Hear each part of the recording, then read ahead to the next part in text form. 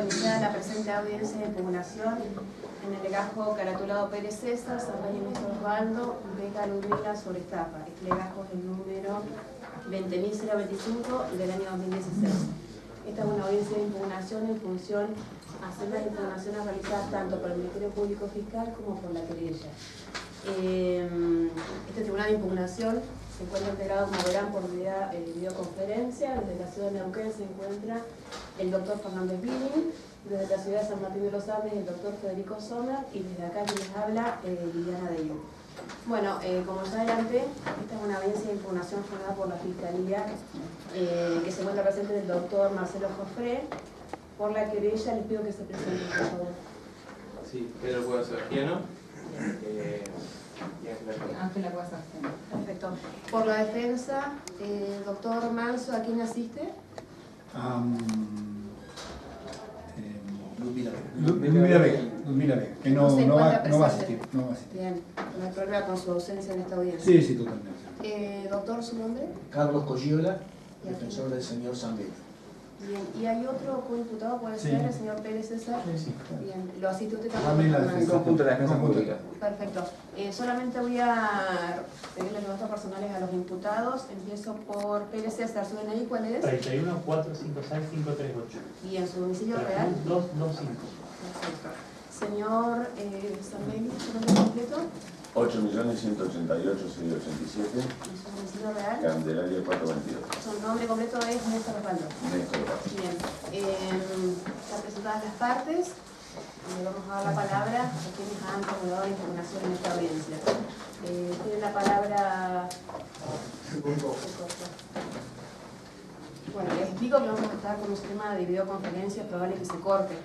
Así que les pido la paciencia del caso, porque vamos a tener que restablecer la comunicación permanentemente.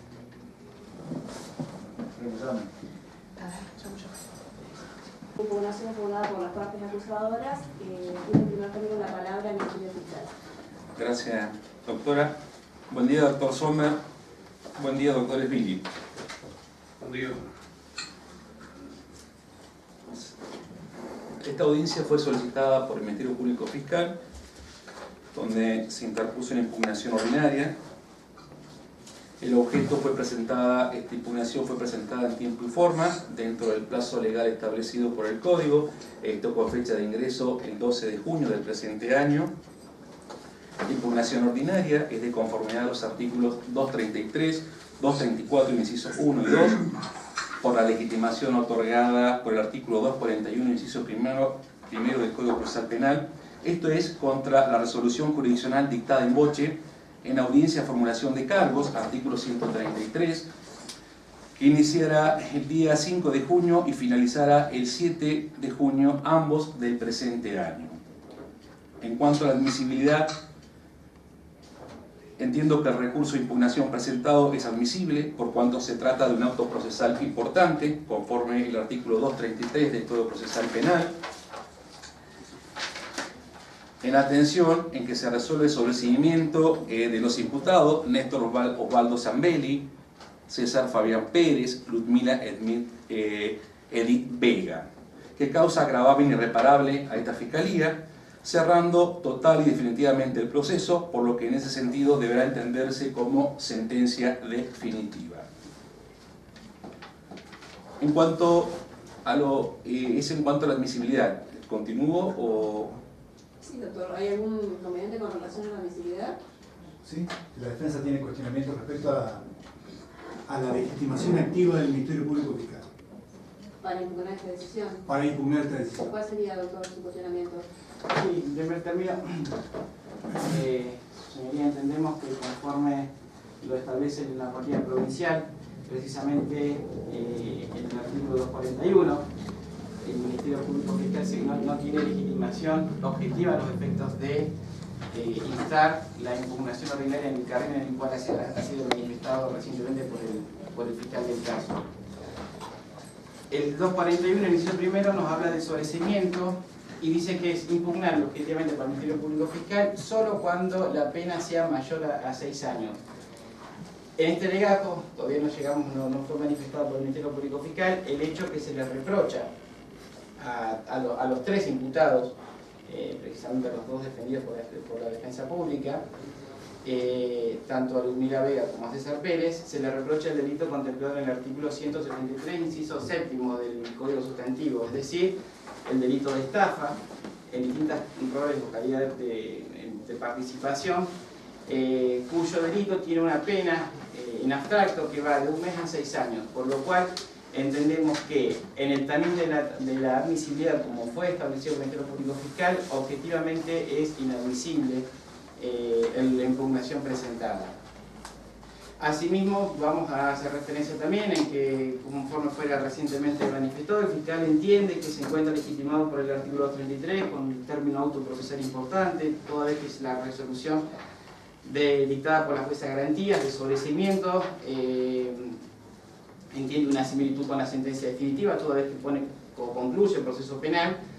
Esta es una circunstancia que también ha sido reiterada y entendida por el pleno de impugnación, por estas composiciones, autoprocesal importante, conforme establece la Corte Interamericana y los preceptos que tenemos desde la Corte Suprema de Justicia de la Nación. Es un supuesto que sea solamente a favor del diputado, no puede ser utilizado por el Ministerio Público Fiscal. Por ello entendemos que bajo este supuesto, por la interpretación que tenemos ya establecida con respecto al artículo 227, la máxima taxatividad recursiva, supuestos en los cuales no están contemplados, entendemos que la legitimación que invoca el Ministerio Público Fiscal no la tiene, por lo cual solicitamos que se declare inadmisible la impugnación ordinaria presentada por el Ministerio Público Fiscal. Bien, doctor. ¿Doctor quiere decir algo? Adiós. Bien. ¿Va a ser usted la última palabra, doctor? Sí, su señoría, señor tribunal, esto dejará sentado, nuevamente repetir que entendemos que es un acto procesal importante, que lo que hace es poner fin a la acción, es decir, extingue la acción penal, por lo tanto entendemos que se asimila y debe ser entendido como una sentencia definitiva, es decir, fundamentado como un acto procesal importante. Sin perjuicio que hay un planteo por parte de la defensa en relación a la procedencia del recurso formulado por la Fiscalía, teniendo presente que hay también una impugnación por parte de la querella en particular, y tratándose de una comunicación vía videoconferencia, el tribunal decide desde Presidencia resolver esto con el fondo de la cuestión, o sea, en el momento de la deliberación central. Así que, en función a ello, le damos la palabra a la Fiscalía para que manifieste el fondo de su recurso y después se resolverá en su caso la procedencia del mismo. Gracias, señora jueza.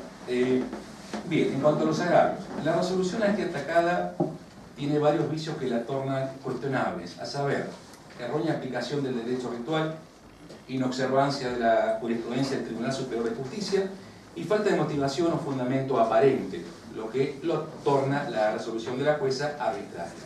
¿Cuál es el antecedente del caso? En las audiencias antes indicadas, previo a la Fiscalía a relatar la teoría fáctica como cuestión preliminar, la defensa pública, en este caso iniciada por el doctor Pablo Méndez, a la cual adhieren el doctor Manso y el doctor Coyola, solicitó el sobreseguimiento el doctor Méndez de PDCESA de conformidad al artículo 160, inciso quinto, alegando que desde la fecha de la denuncia, 14 del 9 del 16, se vencieron los plazos de 60 días y el plazo también se venció de 60 días de la investigación genérica y que transcurrieron los 4 meses previstos por la ley de duración de la etapa penal preparatoria. En este sentido, ¿qué se argumentó? Se argumentó que en relación a los plazos procesales del caso, el inicio de la investigación fue de fecha 14 de septiembre del año 2016, por lo que el plazo de 60 días hábiles, artículo 129, vencían el 13 de diciembre del año 2016, que con fecha 12 de diciembre del año 2016, y en el entendimiento de que se daban los supuestos del artículo 134 del Código Procesal Penal, y en consonancia con el artículo 12, inciso primero de la ley 2893, se da inicio a la investigación genérica por 60 días. Esto fue determinado por la fiscal jefe, quien es la persona que tiene atribuciones para esto, cuyo plazo vencía el 11 de abril del año 2017. Con fecha 19 de mayo del presente año, se efectuó el pedido de audiencia de formulación de cargo, la que se llevó a cabo, como lo dije anteriormente, los días 5 y 7 de junio. En la audiencia del día lunes 5 de junio se presenta previo.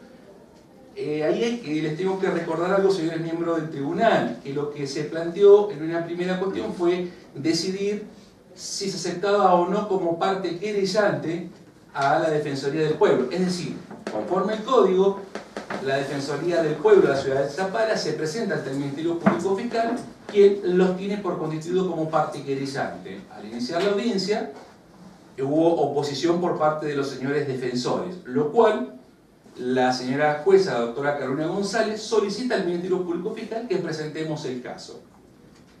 Es decir, esto para resolver la constitución en querellante.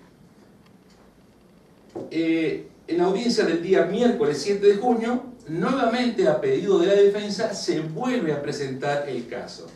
Ahí la señora jueza, doctora Carolina González, tiene o acepta la constitución en querellante por parte de la Defensoría del Pueblo. Y a su vez, haciéndose eco o receptando lo planteado por el doctor Méndez y a lo cual se alinearon el resto de los defensores, resolvió declarar extinguida la acción penal por vencimiento de plazos. Es decir, poniendo fin a la causa, causando un perjuicio, esto de imposible reparación ulterior, equiparable a sentencia definitiva. Así, la doctora Carolina González resolvió que, dice, primero, textual, porque fue transcrito lo resuelto por la doctora, dice que primero les voy a explicar esta cuestión y esta lucha que se da entre los derechos del imputado y los derechos de la víctima, lo que ha merecido un aplauso. No nos olvidemos de las víctimas, nos ponemos de pies y aplaudimos, pero quizás dejamos de ser más adolescentes y comenzamos a ser ciudadanos más maduros y empezamos a exigirles a todas nuestras autoridades, en todos los niveles, me incluyo, que también me tienen que exigir a mí, por supuesto, el regular y el buen funcionamiento de todos nuestros servicios. El plazo razonable, continúa la jueza, es un instituto que no pretende asegurar la impunidad de los delincuentes. Yo no tengo ningún interés personal en asegurar la impunidad del señor Zambelli, como de asegurar la impunidad de ninguna otra persona que haya pasado por estas salas de audiencias. Es mi palabra, se los aseguro. Mi función como juez de garantía es controlar que el proceso se cumpla de acuerdo a lo que dice el Código Procesal y hacer respetar la ley. El plazo razonable está fijado porque responde a una cosa que nadie, ninguno de ustedes, de los que están sentados acá, van a discutir. Que lo que le pedimos a la justicia, ¿qué es? Que diga, que hable, que diga es culpable, que diga es inocente, que diga si hay pruebas o no hay pruebas, pero que lo haga en tiempo que no tarde. Entonces nos quejamos porque la justicia tarda, porque la justicia demora, porque la justicia que no llega en el momento no es justicia. Porque sufriste un hecho terrible, no tenés por qué ver durante 10 años al que te causó ese daño caminando por la calle sin que nadie le haya dicho, señor, usted es penalmente responsable. En eso estamos de acuerdo. Y merece un aplauso decir que necesitamos una justicia en tiempo. Para eso el legislador, que son también los que votaron, yo no lo voté porque no estaba en Neuquén en ese momento, pero seguramente todos ustedes sí, decidieron darnos este código. Y este código el legislador pensó que como lo que se necesita es una justicia en tiempo, hay que poner el plazo razonable. Y el plazo razonable para mí, ¿a quién protege? Primero, protege a todas las personas que son investigadas. Doctor, perdón que me interrumpa, esos son los fundamentos de la jueza. De la jueza. Sí, según los vi, son bastante extensos. Son bastante extensos, señorita. No sé si puede resumirlo con sus palabras o al menos Sí. la decisión, porque en realidad están en el acta. Lo tienen. Vamos a dar por reproducidos. Muy bien, bien. En este sentido, la doctora Carolina González da una explicación de lo que es el plazo razonable y dice que el plazo debe cumplirse, lo que establece el código. Entonces continúa apoyándose en jurisprudencias del Tribunal de Impugnación, dice que su forma de contar los plazos legales es la siguiente: considera como plazo perentorio los 60 días de investigación que tiene el Ministerio Fiscal, investigación genérica. Rechaza plenamente y dice que le llama la atención que se utilice la aplicación del artículo 134 del Código de Procedimiento. Y dice, creemos, ingresando en la investigación de la Fiscalía, dice que ella no ve una causa compleja y da sus argumentos y dice, si yo al día siguiente de la denuncia hice un allanamiento donde secuestré o ordené a pedir a la Fiscalía que se secuestrara mucha documentación, ¿cómo llegamos a esta formulación de cargos con 22 hechos? Entonces, ante esa circunstancia, ¿qué dice la doctora Carolina González? Nos pide a nosotros, o me pide a mí, digo nosotros porque estaba acompañado con otro fiscal, que le digamos cada uno de los elementos de pruebas que fuimos haciendo.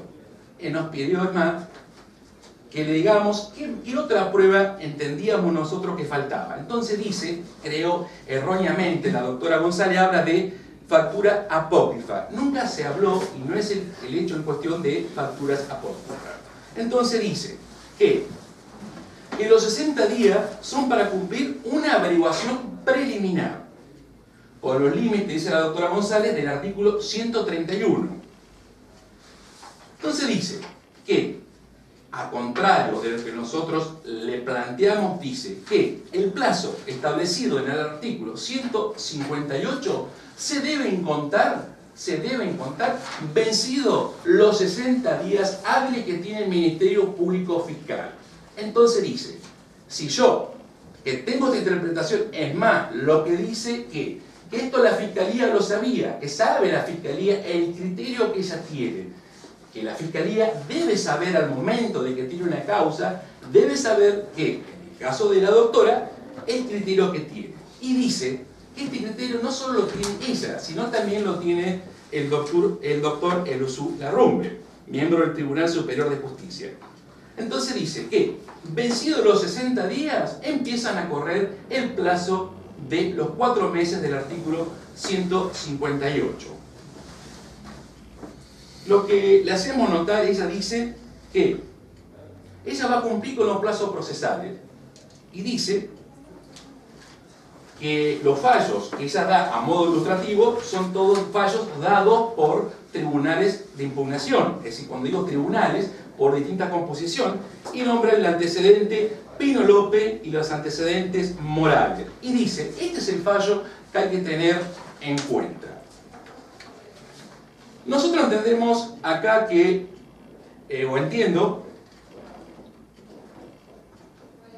y termina diciendo en su sentencia que dice que es jurisprudencia reiterada y en el cual acompaño de hacer un conteo de 60 días más 4 meses, incluyendo sin contar la feria judicial. Entonces el plazo se encuentra vencido. Es decir, que dice que la acción penal se extinguió, por lo tanto, consecuentemente, es el sobreseguimiento. Acá entendemos que hay una errónea aplicación del derecho ritual. ¿Por qué? Porque la doctora González considera que el plazo máximo de 4 meses, reitero esto, que está establecido para culminar la etapa preparatoria, se debe contar no desde el plazo de formulación de cargo. ¿Por qué? Porque en este caso no pudimos formular cargo. Además, la doctora nunca tuvo por formulado cargo. Entonces dice, si no hay 133, reitero con esto, lo que hay es un vencimiento desde el plazo. Es decir, le da al artículo 158 una aplicación errónea, ¿sí? Esto lo establece como causal el 234, inciso 2 del Código de Procedimiento. Entendemos que, o entiendo, que desconoce e interpreta erróneamente el artículo 158 que dice que la etapa preparatoria tendrá una duración máxima de 4 meses desde que la apertura de la investigación. Transcurrido ese plazo, se producirá la extinción de la acción penal y se deberá dictarse el sobreseimiento del imputado. Es decir, lo que le plantea Fiscalía le dice, doctora, usted debe atenerse a la literalidad de lo que dice el texto, que dice que los 4 meses deben contarse desde la formulación de cargo, artículo 133. A todo esto, su señoría, la doctora González, se dedicó a ¿qué? Se inmiscuyó en la investigación fiscal. Nos pidió y nos hizo decir, y quien les habla se opuso, nos hizo decir con toda la prensa a quién más íbamos a llamar. Nos pidió nombre y apellido, nos pidió toda la prueba que nosotros teníamos que hacer. ¿Esto para qué? Para criticar la decisión de la fiscal jefe, doctora González Taboada, de iniciar una investigación genérica. ¿Por qué? Porque era un caso que hasta el momento de que pedimos la formación de cargo, es tan complicada la causa de que nos faltaban en ese momento los fiscales que estaban actuando por determinar la autoría. De hecho, como le dijimos a la jueza González, quedó mucha prueba. Y ella, en su veredicto, dice que causas complejas son aquellas donde hay asociación ilícita, donde hay robos millonarios. No esto. Es decir, ella nos está diciendo a nosotros qué interpretación tenemos que darle a una investigación. Reitero, ella, la doctora González, se basa para este criterio en el legajo de Pino López del Tribunal de Impugnación, esto de fecha 29/4 del año 15. Nosotros en ese instante le decimos, doctora, usted está interpretando mal, en forma errónea, y le pedimos la aplicación o que tenga en cuenta lo establecido en el Acuerdo 4 del 2017, del 26 de mayo, por el Tribunal Superior de Justicia, en Acuerdo 4 del 2017, donde específicamente dice, o en la parte correspondiente dice, cómo se debe interpretar o desde cuándo se deben contar esta gran discusión que tenemos jurisprudencialmente los jueces y fiscales y defensores, los 4 meses. Y en este caso el tribunal ya lo resolvió y fue claro. Los 4 meses se cuentan a partir de la formulación de cargo. Este es el acuerdo 4 de fecha 25/5, Muñoz. Es decir, ahí entramos al segundo punto, que es la observancia de jurisprudencia del TSJ. Ella acá dice, o tiene entendido, de que su criterio, este es su criterio y no tiene por qué tener en cuenta lo que dice un órgano superior. En esta forma, no compartimos. ¿Por qué? Porque el Tribunal Superior de Justicia, en este punto, tiene una pirámide que debemos respetar. La jerarquía del Tribunal Superior de Justicia, como bien lo establece como órgano superior, y por debajo los tribunales de impugnaciones, los jueces, como bien lo dice nuestro código. Y esto ya lo tiene resuelto, a contrario de lo que dice o lo que opina la doctora González, que el tribunal dice que tenemos que dotar, primero tenemos que dotar de seguridad jurídica todos los procesos penales. Y que esto no debe ser una cuestión azarosa, es decir, no debe ser una cuestión del juez que designe la oficina judicial sobre un criterio, sobre una cuestión que se plantea. El tribunal dice que el Tribunal Superior, que este criterio que tendría, a mi entender, haber seguido la doctora González, no genera una debilitación de la independencia judicial.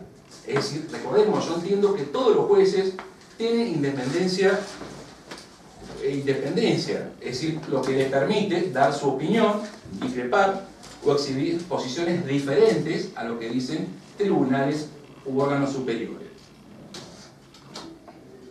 En cuanto a esta independencia, a este tema que entiende la doctora González, que fue el motivo de no aplicar el caso o lo resuelto por el Tribunal Superior de Justicia, el Acuerdo 4, dice, el tribunal, un poco como que le responde a la doctora González, dice, esta es así, en tanto no se asienta en una simple sumisión jerárquica, sino en una función constitucionalmente impuesta que coloca al Tribunal Superior de Justicia en la cúspide del sistema de impugnaciones, y por lo tanto es responsable de la unidad de interpretación de la ley a nivel provincial, para asegurar justamente la aplicación de la norma bajo un canon de igualdad, la independencia judicial, lejos de resultar una noción desvinculada de otras, encuentra su pleno significado con la de sumisión a la ley y la igualdad, de modo tal que la conexión entre ellas se establece de un modo indisoluble y no como elementos estancos y antitéticos. Este es el acuerdo 1116 de fecha 9 del 8 del 16. Es decir, que lo que le pedíamos y le pide el tribunal es la aplicación del artículo 16 de la Constitución Nacional, y la igualdad. Es decir, uniformidad de la jurisprudencia, tanto nacional como provincial. Lo cual, reitero esto, se basó en jurisprudencia, criterio suyo y de decisiones de tribunales de impugnación. En cuanto a la falta de fundamentación, lo que hace acá introduce cuestiones que no están previstas en el código, porque el código es claro. El artículo 158, los plazos de 4 meses perentorios, que así lo dice el legislador, porque cuando el legislador lo quiso decir, así lo dijo en nuestro código, es desde la formulación de cambio. Es decir, que se están violentando pautas claras y ya decididas por nuestro legislador en el Código de Procedimiento. En cuanto al 129, que ella nos habla, es claro que el 129, señores jueces, no prevé una sanción. No dice qué pasa después de los 60 días. Esto es una circunstancia que tampoco tuvo en cuenta la jueza de garantía, la doctora González. En cuanto al plazo razonable que dice, fíjese que cuando yo le estaba leyendo la parte que alcancé a leer, ella misma da explicaciones de un plazo razonable diciendo 10, 15 o 20 años que ande un hombre en la calle. Es más, ella dice, mire señor fiscal, se le pasaron 10 meses. Pasaron 10 meses, son 7 meses. Hasta eso un yerro por parte es decir, no tiene en cuenta el plazo razonable que el legislador así lo puso, que es en el artículo 87 del Código de Procedimiento, que dice que hay una duración desde la apertura de la investigación de 3 años del proceso.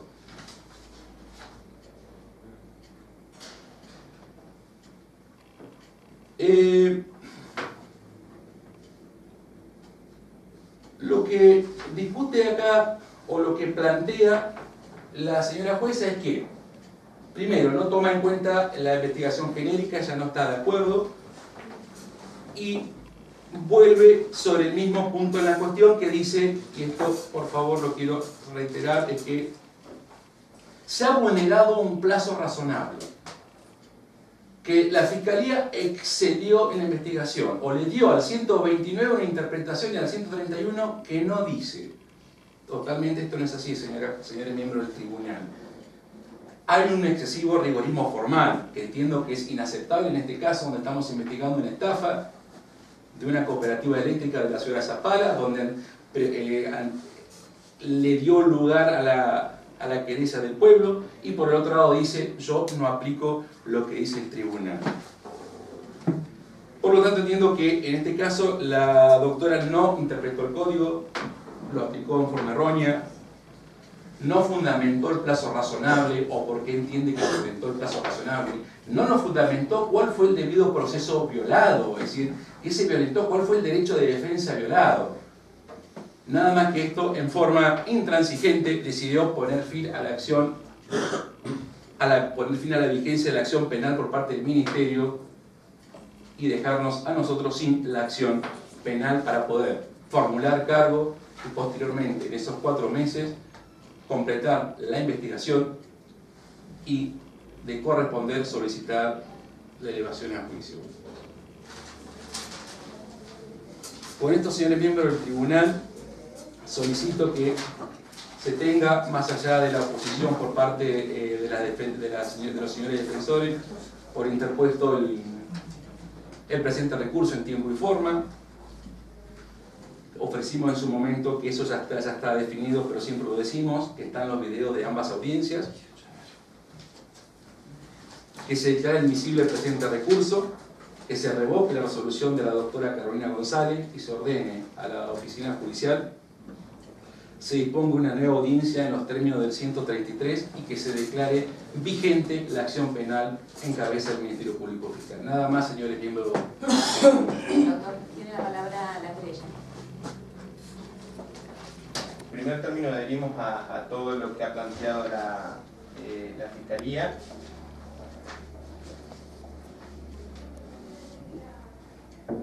Y bueno, en primer término que hemos presentado el recurso de impugnación en tiempo y forma, en los términos del artículo 233, 234, inciso 1 y 2, y 240, que es la legitimación que tiene esta querella para impugnar el sobreseimiento. La impugnación versa en dos puntos. Uno es que consideramos que carece de motivación suficiente, tornándose arbitraria. Como se pudo observar en la resolución de la juez de garantías, más allá de trazarse sobre la importancia de los plazos procesales y del plazo razonable a la comunidad toda, no es clara si habla del vencimiento del plazo de averiguación preliminar que establece el artículo 129 del Código Procesal Penal, o del plazo para decidir alguna de las opciones del artículo 131 del Código Procesal Penal, o del vencimiento de la investigación penal preparatoria. En su hipótesis distingue la acción penal, sanción no prevista en ninguno de los dos artículos mencionados. Como bien dijo el fiscal, el 129 y el 131 no habla de una sanción por vencimiento del plazo. El artículo 129 dice que cuando el fiscal tenga conocimiento directo de un delito de acción pública, promoverá la averiguación preliminar, la que deberá ser concluida en el plazo de 60 días, salvo que no exista un imputado determinado, en cuyo caso regirán los términos de la prescripción. Los funcionarios de la policía que tengan noticias de un delito de acción pública lo informarán al fiscal inmediatamente, continuando la investigación bajo la dirección y control de este. Y por su parte, el artículo 131 establece que dentro de los 60 días de recibida la denuncia, presentada la querella o informe policial o concluida la averiguación preliminar, eso es importante, o concluida la averiguación preliminar, entonces estaríamos hablando de otros 60 días. El fiscal dispondrá lo siguiente y le da todas las opciones al fiscal que pueda llevar adelante en su investigación. La investigación preliminar es una etapa previa a la investigación preparatoria, en la cual se realizan las diligencias urgentes e inaplazables destinadas a corroborar los hechos denunciados, determinar el autor, si el hecho constituye delito, si existen causas de justificación, pues tiene por objeto establecer si hay elementos a fin de proceder a formalizar la investigación preparatoria. Por su parte, la investigación preparatoria tiene por objeto reunir elementos que permitan al fiscal decidir si formula o no acusación, siendo necesario que existan indicios reveladores de la comisión de un delito, que exista un imputado, que haya indicios de su vinculación con el hecho y que no exista causa de extinción de la acción penal. Por lo expuesto, no es lo mismo la averiguación preliminar que la etapa preparatoria. Nuestro código, en el artículo 129, otorga 60 días para la averiguación preliminar y otros 60 días para decidir qué opción toma el fiscal de las previstas en el artículo 131.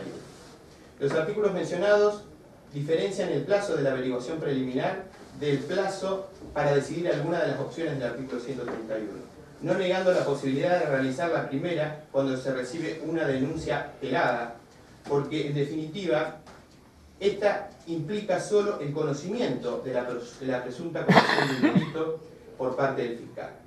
Sería ilógico que si el fiscal recibe una denuncia no tenga tiempo para practicar las averiguaciones preliminares necesarias para establecer la veracidad de las mismas y los datos esenciales para encarar la investigación.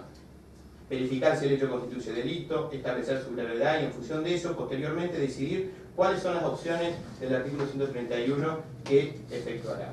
Más aún cuando el Ministerio Público Fiscal considera necesario continuar la investigación en los términos del artículo 134 de nuestro Código Procesal, investigación genérica y no una investigación compleja como lo sostuvo la juez de garantías en la resolución. Sí, yo voy a también interrumpir Sí, a la doctora. querella, porque en realidad estoy advirtiendo que está efectuando una lectura de titularidad, que estamos en un proceso de determinar los fundamentos deben ser organizados. Sí, me Perfecto. imaginé que era por eso la interrupción. Bueno, Lo mismo que le pedí a la Fiscalía, que por favor realice analicemos. Con respecto a esto, nosotros consideramos que la juez de garantía introduce una nueva distinción de la acción penal, ¿sí? Y se está transformando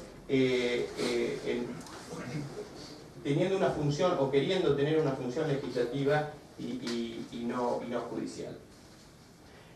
Con respecto a los dos casos de jurisprudencia que la doctora pretende fundar su fallo, esos dos casos de jurisprudencia fueron en la transición del código, ¿sí? Entonces ahí se sumaban los 60 días más los 4 meses, ¿sí? Este no es el caso que ustedes una investigación que se inicia con el código vigente.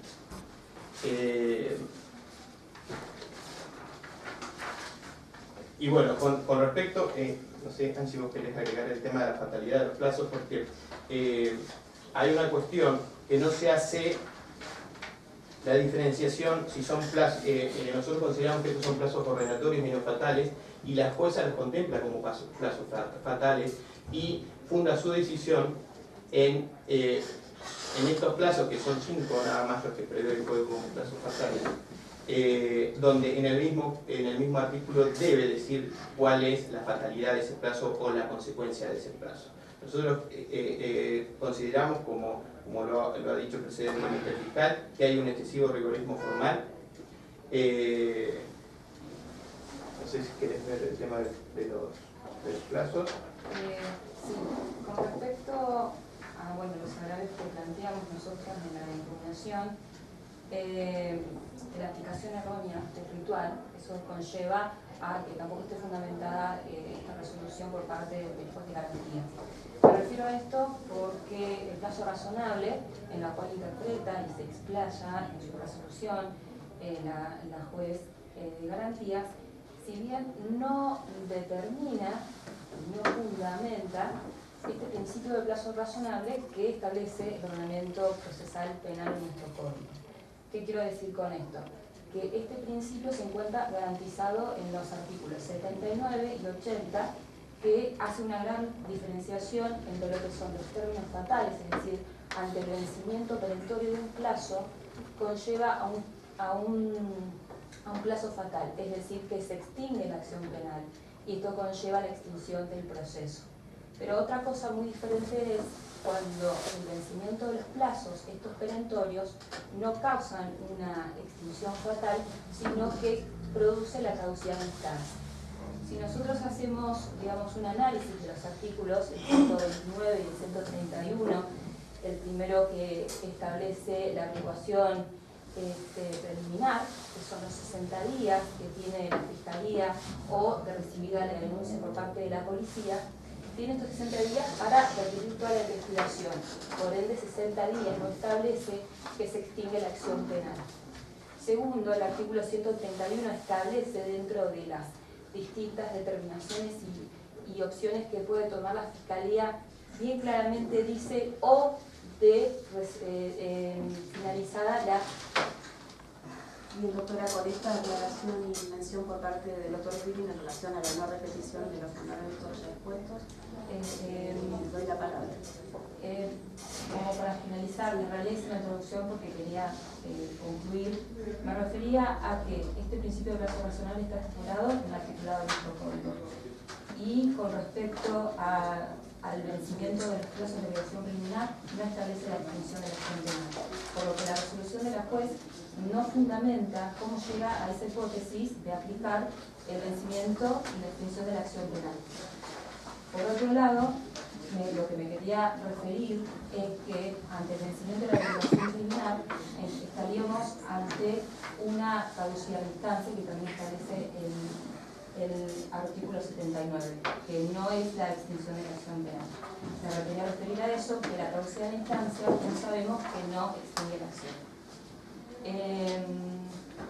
Bueno, finalizaría con eso para no continuar repitiendo, digamos, las palabras. Bueno, y que oportunamente se declare la revocación de la resolución atacada, que se ordena a la oficina judicial la nueva audiencia en términos del artículo 133 del Código. Bien. ¿La defensa tiene algún orden de juicio? No, adelante. Perfecto. doctora, ¿quién empieza, doctor Méndez? Luego de haber escuchado las alegaciones efectuadas tanto por la acusación pública como por la acusación privada, debo hacer mención a que la defensa notó un grave déficit recursivo en las dos impugnaciones presentadas. En primer término, las alegaciones son formuladas como una mera disconformidad con la resolución de la jueza de garantía. No escuché en ningún momento una crítica concreta y razonada a la resolución, como tampoco nos trajeron las alegaciones el por qué encuentran que no se encuentra debidamente motivada, que es arbitraria, traen como siempre la teoría o la doctrina de la arbitrariedad como un supuesto tan genérico y tan abarcativo, sin establecer en concreto cuál fue el punto, o respecto a la motivación, cuál es el razonamiento o la falla propia del razonamiento lógico de la jueza, la cual no la escuché más que en ningún punto por parte de las acusaciones. Ese déficit recursivo, señores jueces, entiendo que es insalvable, bajo tampoco ningún supuesto de las dos partes.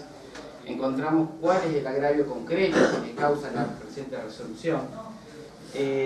Parece que fue una lectura por parte de la Fiscalía parcial y debidamente parcializada, obviamente de la resolución de la doctora Carolina González. La querella se encargó de hacernos una lectura de las normas que establece el código, las cuales son conocidas por todos los operadores en esta sala.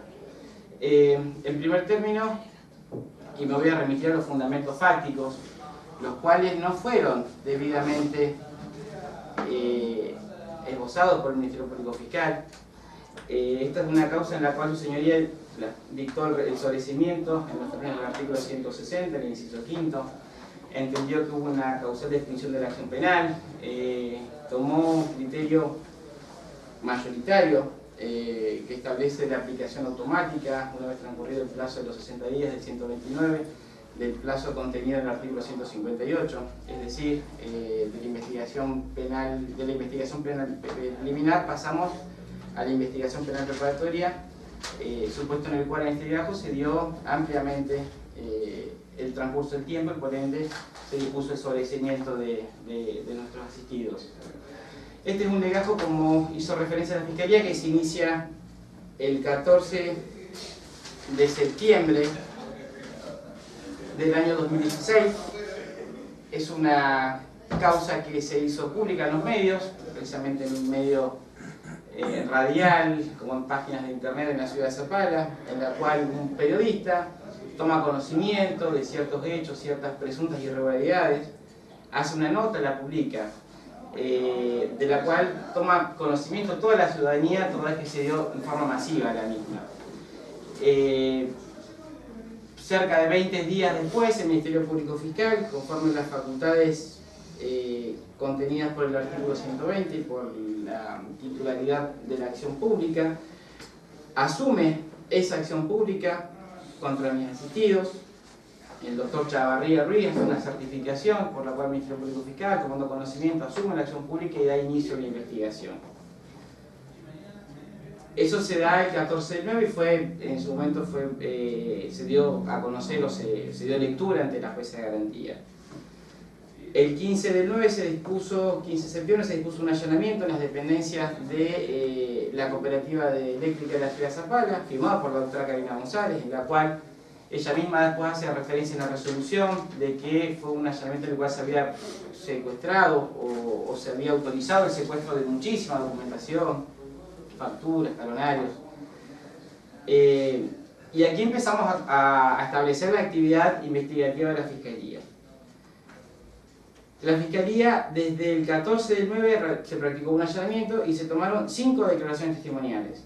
Hago referencia a la primera, que fue el mismo día 14 de septiembre, se le toma la declaración testimonial a la persona esta que había publicado en los medios la nota con las presuntas irregularidades en la cooperativa de luz, testimonial que fue leída o se dio lectura parcial ante la señora jueza de garantía, a los efectos de que la jueza tome conocimiento acabado de la contundencia de la investigación que se había efectuado en medios periodísticos, como de la cantidad de elementos probatorios que se le trajo al Ministerio Público Fiscal. Vuelvo a hacer hincapié en esto. Al día siguiente de que el Ministerio Público Fiscal asuma la acción pública, se toma dicha entrevista. En esta entrevista se establece, y esto también fue leído parcialmente o se dio lectura, los nombres de las 3 personas que están hoy situadas en esta sala como imputados. Se da un monto económico con el presunto perjuicio que hubiese causado a la cooperativa, que es el mismo, paradójicamente, hasta con el decimal por el cual el Ministerio Público no formuló cargos, o pretendió formular cargos.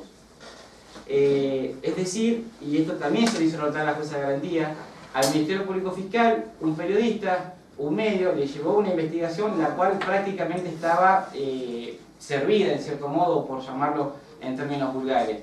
Estaban individualizados los autores, el monto, inclusive se había hablado de cómo era la maniobra que se había, o por la cual después fue la misma por la que nos formaron cargos. Después se tomaron unas testimoniales a la señora Chumbita, Barrera, oficio a la Municipalidad de Zapala, una testimonial más en Leiva. Las testimoniales fueron el 23 del 9, el 13 del 12, el 12 del 10 del 16, el oficio de la Municipalidad, el 15 del 5 se tomó otra testimonial más, y el 16 del 5 otra testimonial. Son 5 testimoniales, una informativa, y esa fue toda la actividad investigación que realizó la Fiscalía. Ahora bien, el día 18 de mayo del presente año se les notifica a mis asistidos, los señores Vega y Pérez, de que había una investigación en su contra. El Ministerio Público Fiscal solicita días posteriores la formulación de cargo. Y acá viene el punto de esta defensa hizo notar a la jueza de garantía. El Ministerio Público Fiscal durante el plazo de 10 meses tomó solamente 5 testimoniales. Testimoniales las cuales fueron nombradas, hubo una de mucha trascendencia, y entendemos que esta omisión, digamos, de respetar los plazos que establece la normativa, entendiendo también que el concepto de imputado lo determina ampliamente el artículo 48, imputado a toda persona contra quien se practiquen actos de investigación, y esa es la regla general por la cual nosotros debemos ampararnos toda vez que hay una actividad pública del Ministerio Público Fiscal que atenta, o en cierto modo, las garantías fundamentales, como por ejemplo la presunción de inocencia. En esta causa se dio el vencimiento de los 60 días, los cuales vencieron el día 14 del 9, tomando como plazo de inicio la certificación que hace el funcionario de Fiscalía en el cual asume la acción pública. El 14 del 5, sin contar la fecha, el plazo del vencimiento se da en ese supuesto el 14 de mayo del año 2017. Aquí se venció el plazo de los 4 meses que establece el 158. Recién el 19 del 5, al día posterior en el cual se les imputa a nuestros asistidos de la investigación penal que estaban en su contra, el Ministerio Público Fiscal solicitó la audiencia de formulación de cargos. Es decir, que la causa ya se encontraba extremadamente vencida, ya el Ministerio Público Fiscal había perdido la potestad punitiva que la Constitución le confiere por el paso del tiempo y por la propia inactividad del Ministerio. En la audiencia se dio otro supuesto muy particular, que es la pretendida aplicación por parte de la Fiscalía de las normas contempladas en el artículo 134, cuando hablamos de la investigación genética. El artículo 134 es claro cuando habla que se aplica para los supuestos de forma especial de criminalidad o cuando los hechos así lo tornan aconsejable, como también es claro que se aplica cuando no se encuentra individualizado el imputado o haya dificultad para individualizarlo. Esos son los supuestos por los cuales el Ministerio Público Fiscal, allí por el mes de septiembre, pretende, en cierto modo, tomar ciertos plazos los cuales se encuentran contemplados para supuestos excepcionales. y voy a hacer mención a este término, supuesto excepcional. La regla no es esta, la regla es que el Ministerio Público Fiscal cuenta con los 60 días del artículo 129 y ha cumplido los 60 días debe formular cargos o establecer alguna de las posibilidades que le acorde el artículo 131. Esa circunstancia no se da en el presente legajo.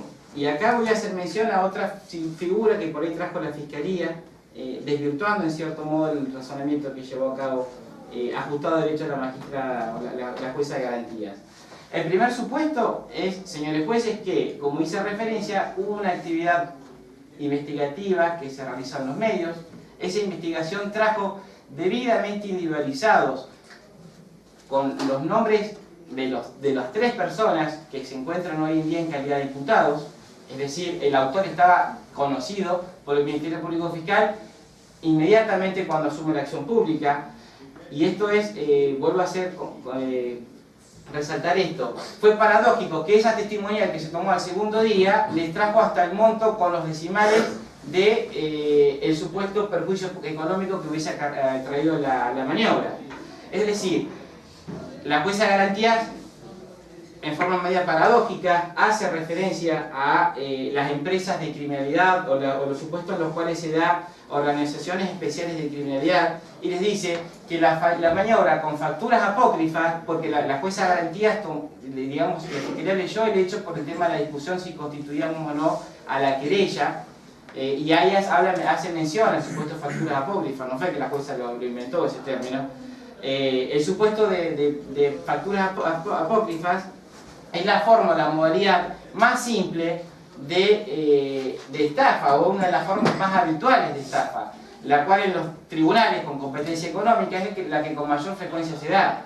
Es decir, en cierto modo siendo por ahí forma paradójica, estableciéndole a la Fiscalía que no tenía ningún asunto complejo ni ninguna cuestión de criminalidad organizada que amerite los carriles del artículo 134. Señores jueces, entendemos que la cuestión con la aplicación de los términos ya había sido debidamente resuelta por el tribunal de impugnación, y voy a por ahí a contrariar lo manifestado por el Ministerio Público Fiscal y por la querella. Primero y principal porque los precedentes Pino y Morales no fueron en la transición, fueron antecedentes que estableció el tribunal de impugnación previo, y segundo, que no hizo ninguna circunstancia la aplicación de precedentes aislados, sino que son precedentes que son sentados ya por este tribunal con distintas composiciones y que se encuentran debidamente establecidos en Yáñez, en Ortega, en Salvo, en Fuentes, Figueroa, Morales, Pino López, Molina y otros más que no recuerdo, en los cuales sabido es que el 129 no tiene un plazo. Mal dicho también está que los plazos del código son ordenatorios. El código no tiene ningún plazo ordenatorio, y la parte querellante parece que se olvida cuando hace los fundamentos o pretender establecer los plazos del 131 y del 129 de la lectura del artículo 79, que es la regla general en materia de plazo. No podemos venir a analizar plazos si no leemos el 79. Y el 79 es claro, los plazos son fatales. Acá no hay ningún plazo ordenatorio. Como también es claro la interpretación que se debe dar en forma armónica a las normas que establece la normativa provincial. El código no es un ente aislado, no podemos venir a leer un artículo e interpretarlo para el modo que nosotros pretendamos, por el modo en el cual nos puede llevar al razonamiento que nosotros pretendemos. Un código es un sistema, y un sistema es un conjunto de normas las cuales van a estar establecidas con un objetivo, con una finalidad. Y es cierto que el 129 no contiene ningún plazo en su norma, pero también es cierto que la garantía del plazo razonable fue la garantía que el legislador introdujo, que desde los precedentes de materia del año 68 necesitábamos que la norma provincial los contenga, como también es cierto que el artículo 158 y el 160, inciso quinto, sí se encargaron de establecer un plazo para la Fiscalía, y ese plazo son de los 4 meses. Y es a criterio de esta defensa, y también hay precedentes que lo avalan, que el vencimiento del plazo del 129 no conlleva ninguna sanción, pero sí aplica automáticamente al Ministerio Público Fiscal los términos establecidos en el artículo 158. Sí. Y para terminar, simplemente acotar un par de cositas, que son las siguientes. A mí días pasados en las jornadas de San Martín, hablábamos, un tema que en su momento se expuso sobre la cuestión de la buena fe procesal, tema que de alguna manera parecía poco relevante, y sugerí también de la buena fe procesal de los jueces. Y en este sentido, que debía haber buena fe procesal en los jueces también, y en este sentido también para el Ministerio Público, porque yo creo que en aquella famosa declaración de causa genérica que hace la Fiscalía el día 12 de diciembre, también fue un mero artilugio para extender el plazo que evidentemente veían que se les vencía. Y de hecho, si mal no recuerdo, el 134 dice además, un parrafito, que el fiscal designado deberá informar con la prioridad que se establezca. Es decir, no se estableció que el fiscal debía, porque después vino el 12 de diciembre, 12 de enero, 12 de febrero, 12 de marzo, 12 de abril, 12 de mayo. 5 meses pasaron y nada se dijo. Digamos, se dejó eso ahí, si pasa, pasa, yo lo prorrogué, la declaré. Pero además, como dijo acá mi compañero, había una identificación plena de las 3 personas. Y eso solo, dice el código, se toma cuando no hay imputado identificado. Por otro lado, se hace una cita ligera. De esto nosotros, por lo menos, pensamos que siguiendo la palabra de Igartúa Salaverría, en cuanto a que dice, es sabido porque nuestros jueces y nuestro sistema, cosa que me parece muy plausible, es un tema difuso de control de la constitucionalidad, y si tienen control de la constitucionalidad, los jueces no están sometidos a ninguna tribunal superior. La jurisprudencia es un refuerzo para una opinión de un juez, no es ley. Lo que deben aplicar los jueces son la ley, y pueden reforzarlo, pero de una manera especial. Analizar el caso que van a aplicar, describirlo, compararlo fácticamente con el que tienen que aplicarlo, la doctrina de que van a aplicar, por qué se parece, y fundamentalmente señalar la doctrina que sienta y por qué ese caso es compatible con este. Porque, por ejemplo, en el caso Muñoz, si mal no recuerdo, una de las características que no se podía ubicar al imputado, no se lo podía notificar. Y era una cuestión totalmente distinta, y esto es nada que ver. Entonces citar así el parrafito que dice solo a partir de la formulación de cargo, me parece que tampoco es una cuestión de buena fe procesal, una interpretación que va realmente desviándose de lo que debe ser una correcta aplicación de la jurisprudencia, que repito, no es otra cosa que un refuerzo de la opinión del juez. El juez no está obligado a seguir lo que le dicen, por eso son independientes. Son independientes porque nadie les dice lo que tienen que decidir. Salvo las partes que le proponen para que ellos decidan. Y por último, quiero simplemente recordar esto que el fiscal volvió a invocar, el gravamen que le causaba esto, pero le tiene que causar gravamen un delito que tenga más de 6 años de pena. En este no lo supera. Y finalmente, y ya termino con esto, yo creo que hay también una lectura equivocada del artículo 121, de 129, perdón, y 131. Porque, brevemente digo, los 60 días son los del 129. Tendrá 60 días. Cuando el fiscal tenga conocimiento de delito de acción pública, por lo que después, salvo que lo cite el imputado.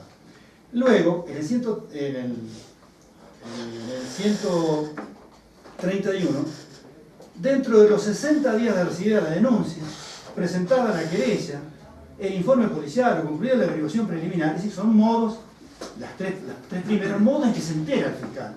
O concluida la investigación preliminar. Concluida esa investigación preliminar, porque esa investigación preliminar puede hacerse en 40 días, en 20 días, en 15 días, no en 60. Se pasa rápidamente. Entonces, si estaba haciendo una investigación preliminar porque tuvo, como dijo la querella, una denuncia apelada, bueno, terminó, ahí tiene que formular cargo.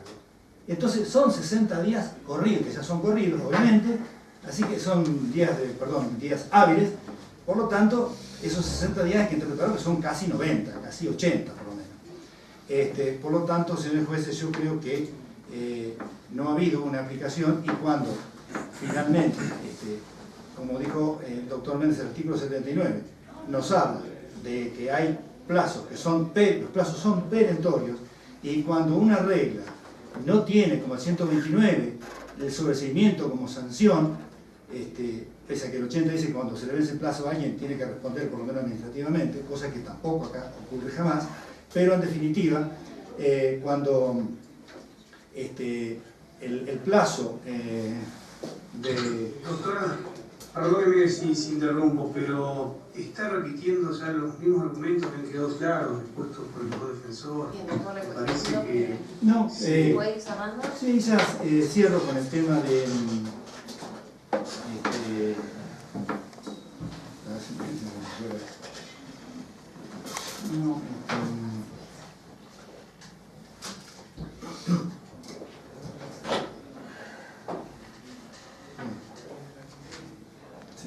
se me voló la idea con la interrupción, discúlpenme. Con esto, por lo tanto, pido que se confirme la decisión de la jueza. Bien. Doctor. Sí. Buenos días a los señores jueces.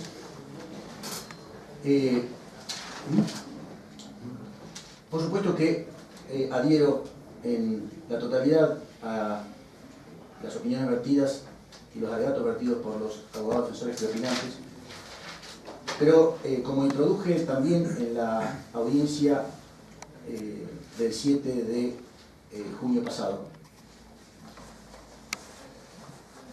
al margen de cómo resolvió su señoría el planteo y cómo computó los plazos, tenemos dos cuestiones tremendamente graves que exceden el marco de esta causa y que van a ser materia de definición por parte del Tribunal de Impugnación.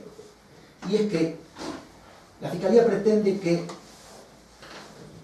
el 129, como no tiene pena y como no es un plazo perentorio, puede durar 7 años, puede durar 20 años, porque los plazos del artículo de los 3 años de que puede durar el proceso se cuentan a partir de la formulación de cargos, porque la investigación es a partir de la formulación de cargos. Entonces vamos a encontrar la excusa clara para la violación del plazo razonable, la etapa de la investigación preliminar, la etapa de la averiguación preliminar, porque acá estamos confundiendo averiguación con investigación. El artículo 129 significa simplemente que tiene 60 días para identificar a las personas y si existe o no con los hechos denunciados la posibilidad de concurrencia de un acto penalmente reprochable. En este caso, hago mía las palabras de los defensores preopinantes. La denuncia periodística que toma la Fiscalía para iniciar esta causa es un copia y pegue de computadora de la formulación de cargos, con los 3 imputados que estaban siendo diariamente expuestos en la radio denunciante. Diariamente expuestos. Entonces la Fiscalía conocía perfectamente a quién iba a imputar, si es que iba a imputar, cuáles eran las facturas por las que iba a imputar y cuál era el monto con centavos por el cual iba a imputar. Eso lo sabía el primer día de la averiguación preliminar. No necesitó 60. El primer día, porque es un copia y pegue. Todas las poquísimas y casi irrelevantes acciones de prueba que tomó después no lo corrieron de eso que está en la foja número 1 del expediente. Entonces, claramente, el tribunal no puede avalar que la Fiscalía tenga, porque el 129 no establece sanción y supuestamente esos plazos, que no es correcto, sean ordenatorios, pueda tardar para la averiguación preliminar 1, 2, 3, 4, porque no está diciendo acá cuál es el plazo razonable que se van a tomar. No está diciendo, no, esos 60 días son ordenatorios, podemos tomarnos más plazos. Eso no lo dice el Código. Justamente el objetivo del Código, uno de los principales objetivos, aunque ha reformado muchas más cosas sustanciales también, ha sido el plazo razonable. La creación pretoriana ya de muchos años de otorgar, y inclusive aceptada en la Constitución después de la reforma del 94. Entonces el legislador no quiso ponerle Antes la investigación se podía prorrogar varias veces si se fundaba correctamente, ahora es solamente 2 y con una tercera muy excepcional, los plazos están acotados. No quiso dejarle a la Fiscalía un plazo para ver qué pasa con la investigación preliminar o con la averiguación preliminar. Esto sí, yo lo escuchaba decir al señor fiscal y a la que le decía literalidad del texto, en algunos artículos, porque el artículo 79 para ellos no es literal. Entonces, el plazo razonable, ese plazo de 60 días, no puede quedar con una decisión de la Fiscalía como un cheque blanco abierto a lo que ellos interpreten en cada caso. Entonces, por eso es que esta resolución, muy bien abordada, aunque no fuera simpática por su señoría, la pone como fatal. Porque tiene trascendencia respecto, así como nosotros estamos citando otros casos para fundamentar otros van a venir a decir, la Fiscalía va a decir, no, acá en este caso el Tribunal de Impugnación dijo que la Fiscalía tiene cheque en blanco para tomarse el tiempo que quiera para la investigación, para la averiguación preliminar.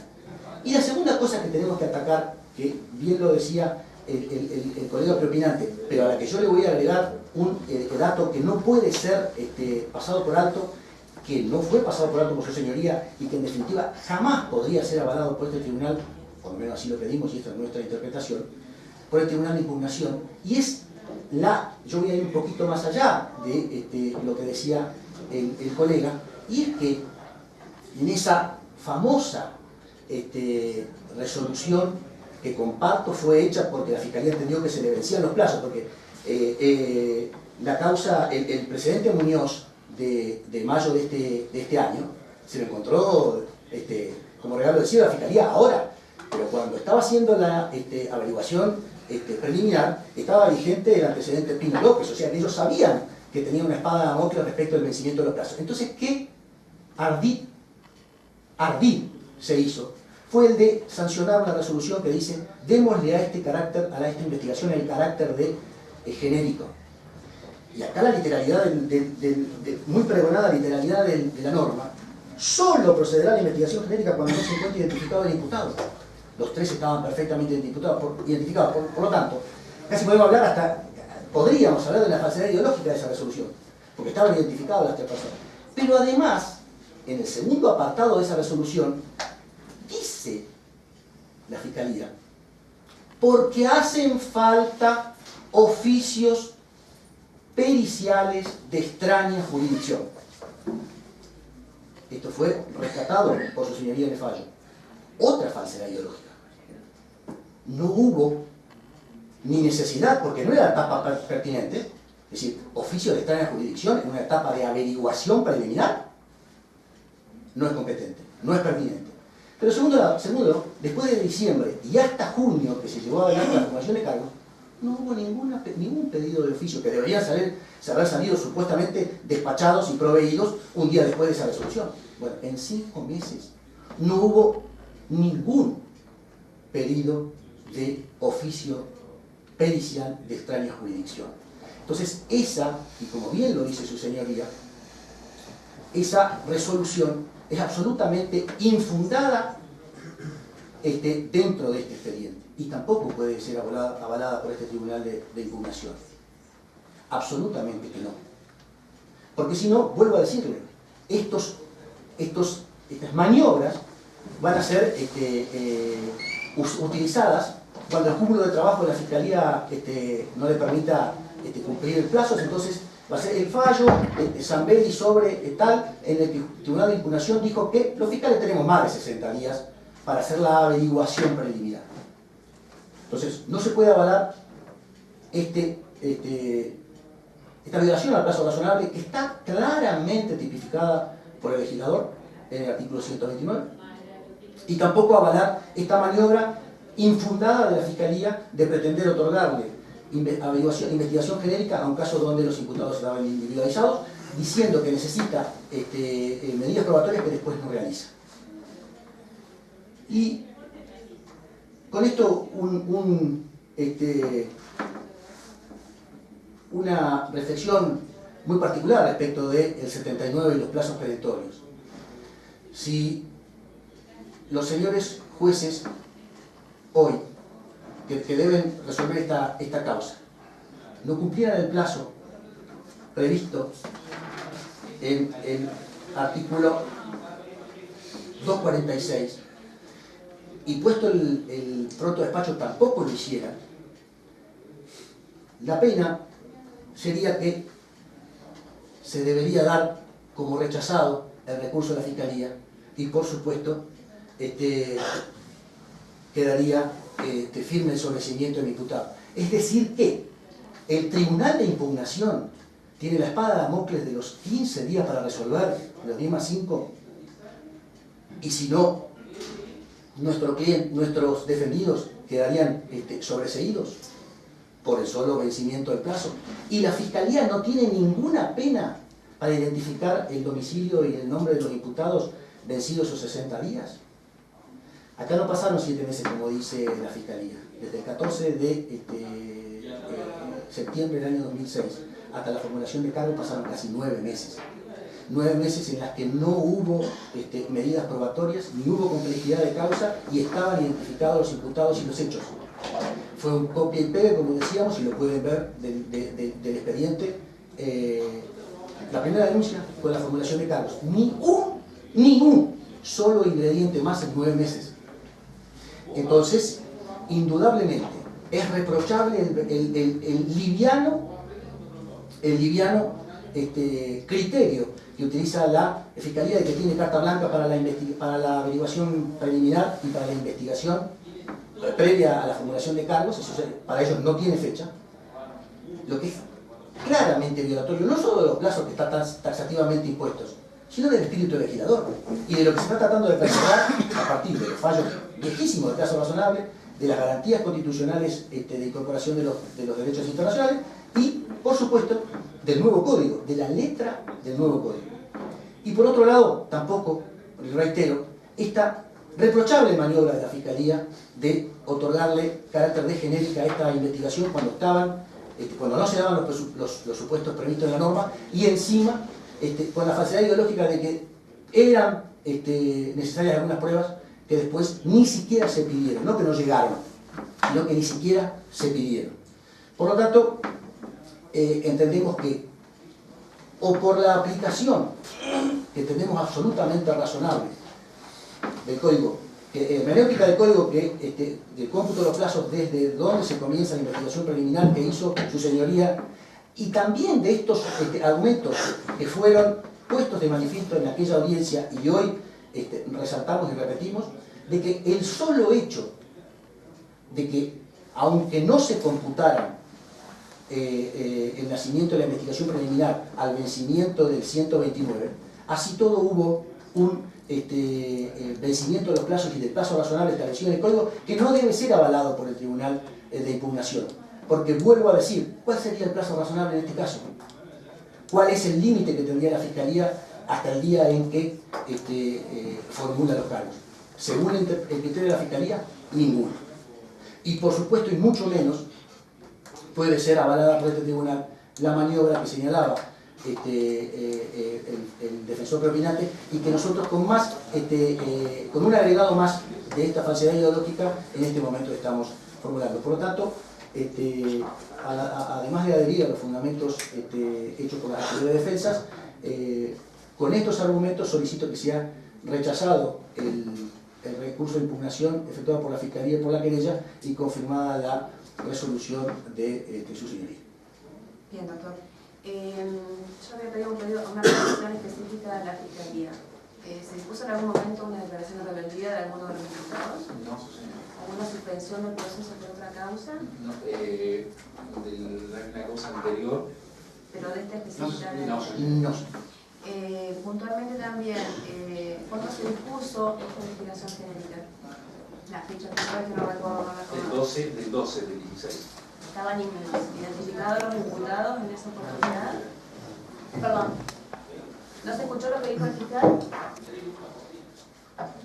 Bien, reitero las preguntas. Se le requirió al fiscal informar si había alguna declaración de rebeldía por parte de algún tribunal hacia los imputados. No, la respuesta es negativa. Suspensiones del proceso posteriores, en el momento de definición. La fecha a partir de la cual se dispuso la investigación genérica. 12 de diciembre del 16. ¿En qué momento fueron individualizados los imputados? Los imputados fueron identificados dentro del periodo en que la misma defensa los notificó. Se les notificó el día, ya les digo específicamente, cuando decidimos notificarlos, con fecha 18 de mayo del presente año. Ahí decidimos nosotros que ya teníamos... Bien, pero ¿estaban individualizados de qué fecha? No estaban individualizados. El momento no de estaban en individualizados, fecha, si bien 14 de septiembre de 2016 no se porque sabía quiénes eran los imputados. no, porque teníamos únicamente el dato que el denunciante entendió que eran los individualizados, pero bueno, de hecho nos quedó también ahí en mayor complejo los datos que podemos dar, que hay más personas todavía que tenemos que identificar. Pero estos tres imputados, Cuando el denunciante los coloca en conocimiento, eso es cierto, el denunciante entiende el mismo día de la denuncia, el día 14 de septiembre de 2016. En realidad lo hace específicamente, su señoría, es el día, ya le doy la fecha. La testimonial 2 días después. Exacto, el día 14 del 9. 14 de septiembre de 2016 están identificados los imputados. Según el denunciante. Bien, según el denunciante. ¿Hay otros imputados posteriores? Creemos que sí, su señoría. Creemos que sí, pero bueno. ¿Hay otra investigación paralela? Tenemos otra investigación que estamos sacando de esta investigación. Bien, ¿cuál es la? Usted habla en su momento cuando alegó, habló de una investigación complicada. Ese fue el término que utilizó. ¿A qué se debe ese carácter de complicado que le da la investigación? Sí, se debe, su señoría, a de que tenemos toda la cooperativa, sus integrantes, todos los integrantes de la cooperativa en sí, de las comisiones que se llaman conforme al estatuto social. Es decir, que en este momento queda mayor prueba porque tendríamos, a ver cómo decirlo, algún tipo de evidencia firme, que también tendríamos alguna investigación que realizar en la ciudad de Cutralcó. Es decir, lo que pasa es que la formulación de cargos nos va a permitir a nosotros realizar otro tipo de pericias con la conformidad del defensor para el derecho de defensa. Es decir, específicamente hay una relación con la cooperativa de Cutralcó de Popelco, que no podemos determinarlo en este momento por la complejidad. De hecho, creemos, a su pregunta anterior, su señoría, de que creemos que también miembros de las comisiones, ¿sí?, que estarían también involucrados en este tipo de maniobras. Pero bueno, en este momento estamos varados acá para eso, la formulación de cargo, para a partir de ese momento realizar todas las otras pruebas que tenemos. El último pedido de precisión, al menos por mi parte, después le voy a dar la palabra a mis colegas, es desde la fecha en que se toma conocimiento del hecho y se individualiza a los imputados que usted cita como el 14 de septiembre, los allanamientos posteriores, si mal no recuerdo. ¿Qué otro tipo de medidas específicas llevó a cabo la Fiscalía? Hasta el día que pide la audiencia de formulación de cargos. Nosotros, el 15 del 9, se le pide un allanamiento de varias documentación a la doctora Carolina González. ¿Y se ordena qué día se ordena? Es el mismo día 15 del 9, ¿sí? Anteriormente habíamos recibido testimonial al señor Aliaga. Posteriormente, a fin de determinar si esas personas, este grupo de monotributistas, que hay varios dando vueltas, por eso digo, su señoría, le hablo de complejidad, porque en este punto tenemos varios monotributistas que estarían facilitando, no esto que se dijo que hay factura apócrifa, no, estamos hablando de 22 hechos. Todas testimoniales para poder determinar ¿Cuántas tomó? ¿En qué fecha tomemos 23 del 9, 26 del 9, el 28 del 9, el 12 del 10 se realiza un oficio a la Municipalidad de Zapala para poder determinar listado de monotributistas específicamente a través de una de las imputadas Vega. El 9 del 11 la Municipalidad recién envía documentación varia respecto a Lumira Vega. El 13-12 se vuelve a tomar una nueva testimonial para poder enlazar información. Más allá de esto, lo tengo que destacar, su señoría, que los testigos en todo momento no fueron testigos fáciles de llevar. No, pero le pido sin alegar, doctor. Perfecto, testimonial. Las testimoniales, medidas concretas de la Fiscalía. Bien, el 9 del 11 del 16, el 13 del 12, testimoniales, el 15 del 5 del 17, el 16 del 5 del 17 nuevamente. Pero desde el 13 del 12 al 15 del 5 del 13 del 12 estamos hablando del año 2016. Del año 2016, sí. Al 15 de mayo de 2017. Sí. No llegó a cabo ningún tipo no de llegamos a ninguna prueba porque estábamos cruzando todos los testimonios que nos daban todos O sea, medida concreta. Ninguna, solamente la medida concreta en el legajo era cruzar todas las testimoniales y todos los datos con que tenemos en el legajo. Bien, gracias, doctor. Doctor Sbilling, ¿algún pedido de precisión de las partes? El doctor Sommer, si quiere pedir alguna precisión. Bien, doctor Sommer, ¿quiere pedir alguna precisión de las partes? No. Bien, entonces. Yo una sola. Concretamente, porque fueron muchos documentos, muchos normativos, ¿se llegó a formular cargos en esa audiencia?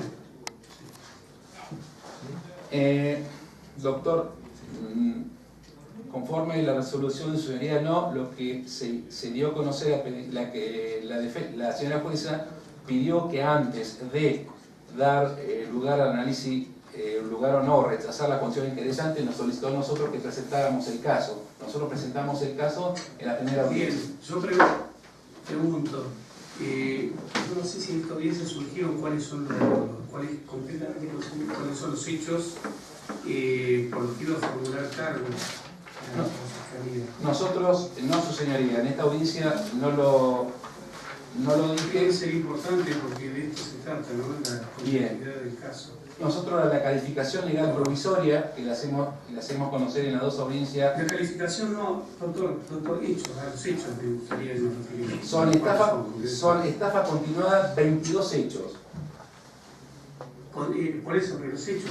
Los hechos son los siguientes. Se contrataban servicios que no se realizaban en la cooperativa a través de monotributistas que hacían pasar facturas que no existían. Es decir, el contenido de esas facturas no relataban lo que realmente sucedía en la cooperativa. Y se abonaba, que eso también tenemos que determinar todos los firmantes, se abonaba por un servicio que nunca se realizaba.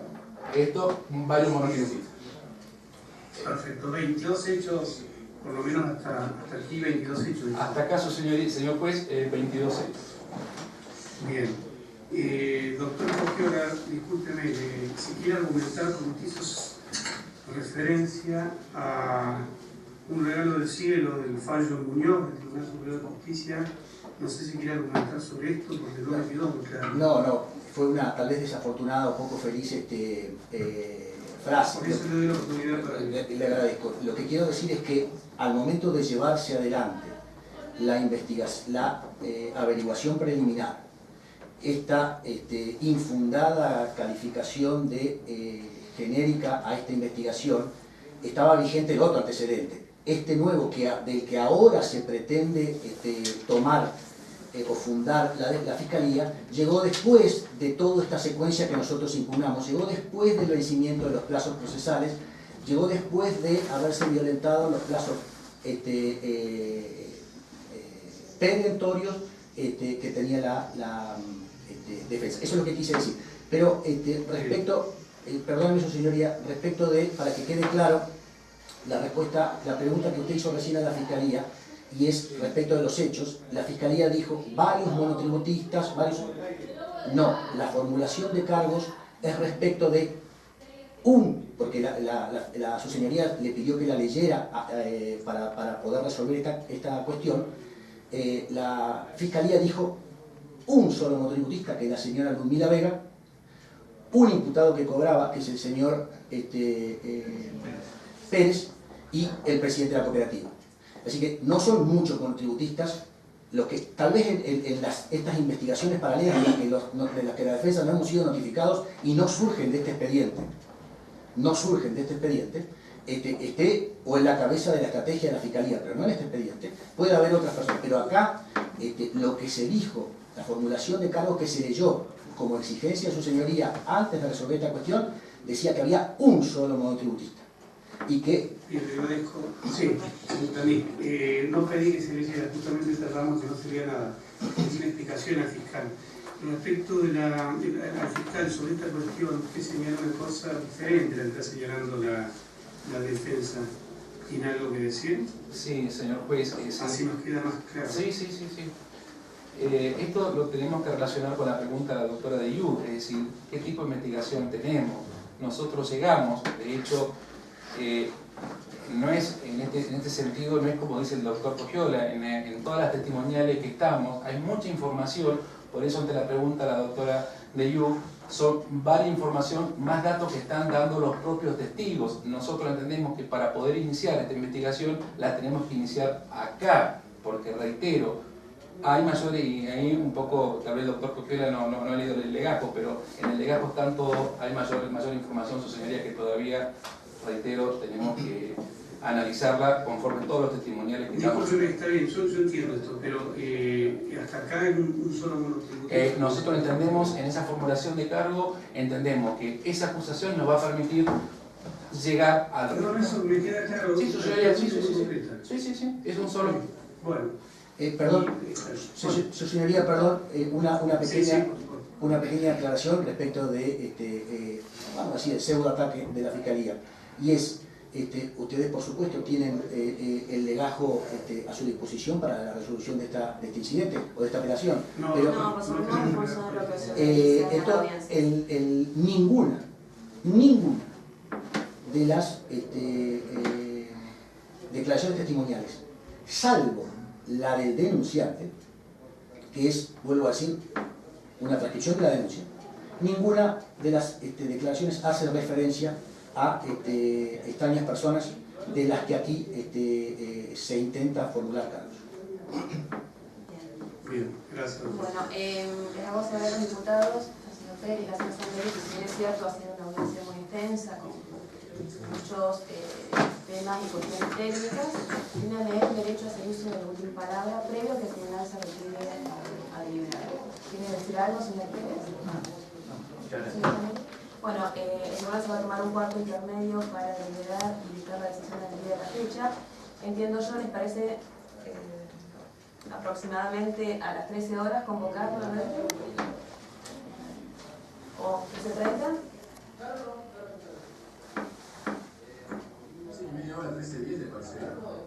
Lo hacemos entonces, hacemos un cuarto intermedio de 30 minutos para tomar la decisión final. Les pido por favor que se retiren porque tenemos que deliberar vía aeropuerto. Gracias. Ayudar a la audiencia luego del cuarto intermedio, el tribunal ha tomado una decisión por unanimidad. En principio, y como es de práctica, se va a resolver la cuestión sobre la admisibilidad de los recursos formulados tanto por la Fiscalía como por la querella particular. En este caso, si bien el único cuestionamiento de la defensa lo fue en relación al recurso formulado por la Fiscalía, específicamente el tribunal ha valorado, en este caso puntualmente, no específicamente si se trata de un auto procesal importante, sino específicamente el hecho de que se resuelve un sobreseimiento, pero por cuestiones específicas de plazo. Por esa razón no hace una excepción a este límite previsto por el articulado, sino que entiende que en este caso, por tratarse de una impugnación ante una extinción de los plazos procesales, va a considerar admisible la impugnación formulada por la Fiscalía en función específicamente a esto, que se trata de una extinción de plazos totales de duración del proceso. Por esa razón, y sin perjuicio de la oposición por parte de la defensa, entendemos que el recurso de impugnación formulado por la Fiscalía resulta, al menos en esta etapa procesal, formalmente admisible.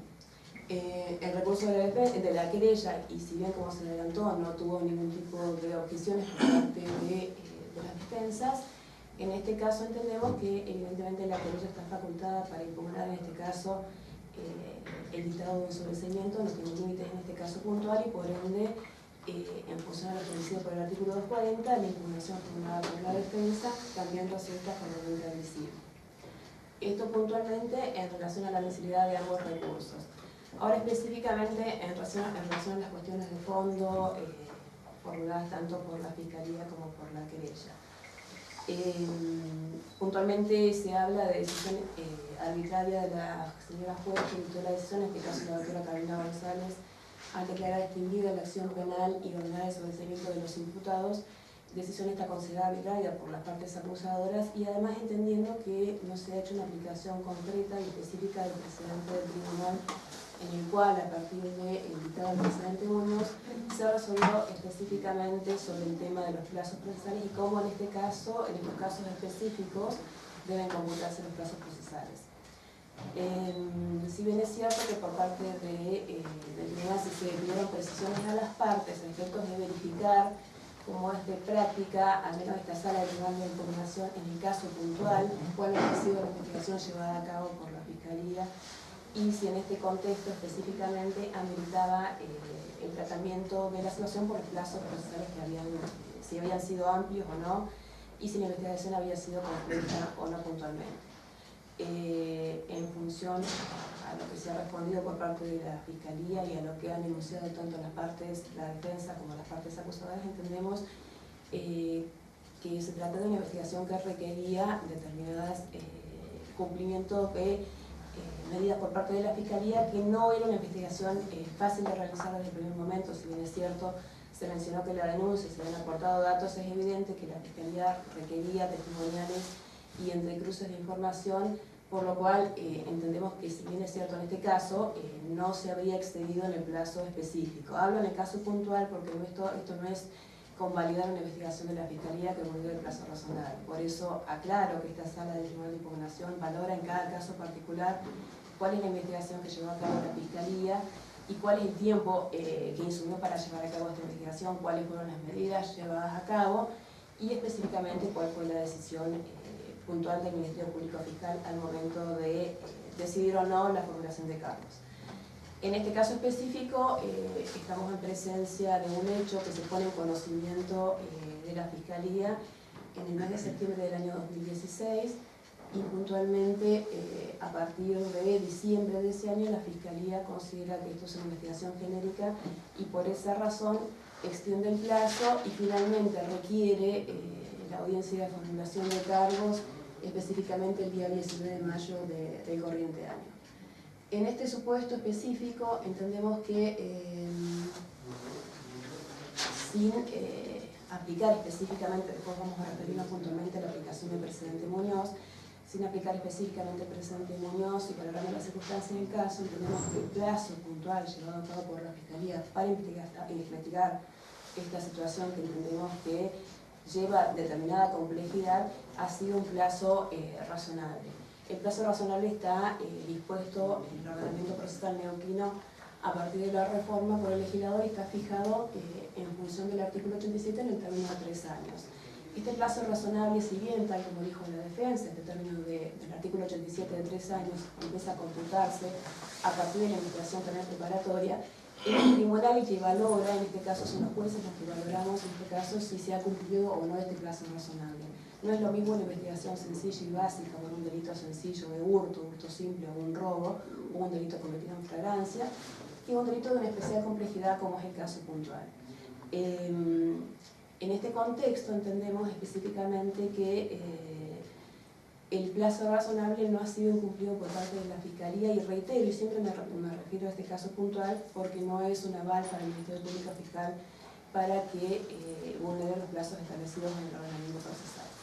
El tribunal, esta sala del Tribunal de Impugnación en diferentes integraciones ha decidido que los plazos se computan no como ha dicho la Fiscalía, sino específicamente transcurridos los plazos del artículo 129 de los 60 días de la investigación preliminar o preparatoria, como considera la Fiscalía, se comienza a computar de forma automática el plazo del artículo 158. Y se ha decidido así a partir del precedente Cisneros e incluso en una decisión tomada hace aproximadamente 15 días por parte integrando el tribunal con el doctor Somber, hemos decidido en la ciudad de Putralcó, en un caso totalmente distinto, si bien se investigaba un delito de índole sexual, ante la inactividad de la Fiscalía durante 8 meses que no había, después de la Cámara Juez recepcionado a la víctima, no había tomado ningún tipo de medida, hemos decidido en ese caso valorar la extinción de la acción penal dictada por el juez de garantía y confirmarla.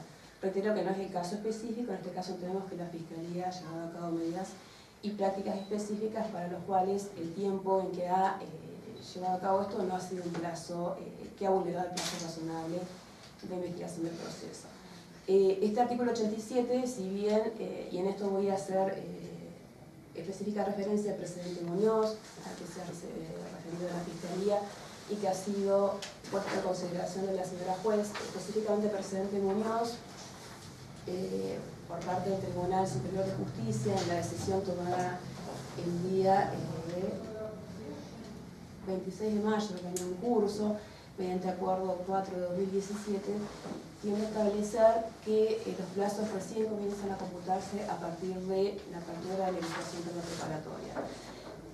Si bien entiendo que es una decisión que, y en esto no comparto lo que dice el doctor Manso, que los jueces no nos debemos apartar de las decisiones del tribunal, en este caso sí debemos aplicar la decisión del Tribunal Superior de Justicia, pero aclarando puntualmente que este plazo de 4 meses y a partir de la apertura de la investigación preparatoria, si no se establece, si no se formulan cargos, la Fiscalía tendría un margen de investigación mucho más amplio que vulneraría el derecho a ser juzgado en un plazo razonable. Por ende entiendo, y compartiendo lo que ha sugerido el doctor Castella, que no es una postura para la Fiscalía para que tome 7 u 8 años de investigación, que este plazo razonable tiene un máximo según el código de 3 años y que se debe computar a partir de la apertura de la investigación penal preparatoria. Si no se formulan cargos, evidentemente este plazo del artículo 87 no comienza a correr. Por esa razón entiendo, no comparto personalmente la decisión del Tribunal Superior en el precedente Muñoz, pero entiendo que por una cuestión de igualdad procesal, como mencionó la Fiscalía, y además porque la jurisprudencia del tribunal viene a unificar la jurisprudencia de los tribunales inferiores, debe ser aplicado sin perjuicio de no compartirlo en este caso. Pero estando a salvo puntualmente que en esta investigación específica por parte de la Fiscalía entiendo que no se ha vulnerado el derecho a ser investigado en un plazo razonable, y entiendo que la formulación de cargos llevada a cabo en la audiencia que tuvo que llevar a cabo la doctora González no se había seguido los términos específicamente establecidos. Por esas razones entendemos por unanimidad que vamos a revocar la decisión de la doctora Carolina González en el sentido que ha dictado los sobreseimientos de los imputados, y por ende se va a remitir las actuaciones a la oficina judicial para que lleve a cabo la audiencia de formulación de cargos pertinentes. Sin perjuicio de lo que he expuesto, les doy la palabra a mis colegas para que amplíen fundamentos. ¿Quién va a tomar la palabra en primer término? Ya no lo habíamos revisado. Sí, Federico Sommer. Comparto en un todo la decisión polarizada por mi colega Liliana Diu, con quien, como tal y para ella, participé de un pronunciamiento en que aplicamos una doctrina distinta a la del presidente Muñoz, y dando de esta forma una respuesta a una de las objeciones o postulados específicamente del doctor Manso, dando cuenta de que los jueces no deben una suerte de un seguimiento ciego a presentes del tribunal, sino argumentar en base a las circunstancias del caso. Me parece que se ha cortado la audio. Ahora está. No, lo estoy viendo, doctor. Bien, nosotros no lo veíamos por esa razón. De las circunstancias del caso, y como bien precisó la doctora Diu, el legislador neuquino ha establecido un proceso penal ágil, en donde no todo es impugnable y donde ha establecido sanciones que han sido muy bien referidas por todas las partes litigantes en esta audiencia. Es decir, el vencimiento de algunas etapas del proceso sin una actividad acusatoria o una actividad de las partes acusadoras conlleva a la extinción por vencimiento de un plazo. ¿Qué ha pasado respecto de, con anterioridad a la formulación de cargos, que es el caso que nos convoca hoy? Existen posiciones encontradas, que en principio podríamos decir que a partir del precedente Muñoz, la sala penal del Tribunal Superior de Justicia, al menos en este año 2017, ha establecido la doctrina legal aplicable. ¿Cuál es? Que no se puede extinguir la acción penal hasta tanto no se formulen cargos. Algo que podríamos denominar como un no plazo. Y que en la deliberación, y lo hemos manifestado, lo ha manifestado la doctora Diu, no compartimos ninguno de los 3 integrantes de esta sala penal, más allá de que seguramente el doctor Isbin va a hacer alguna declaración al respecto. ¿Qué debemos ponderar? Si esta actividad discrecional del Ministerio Público Fiscal en la investigación de un delito resulta irrazonable o no.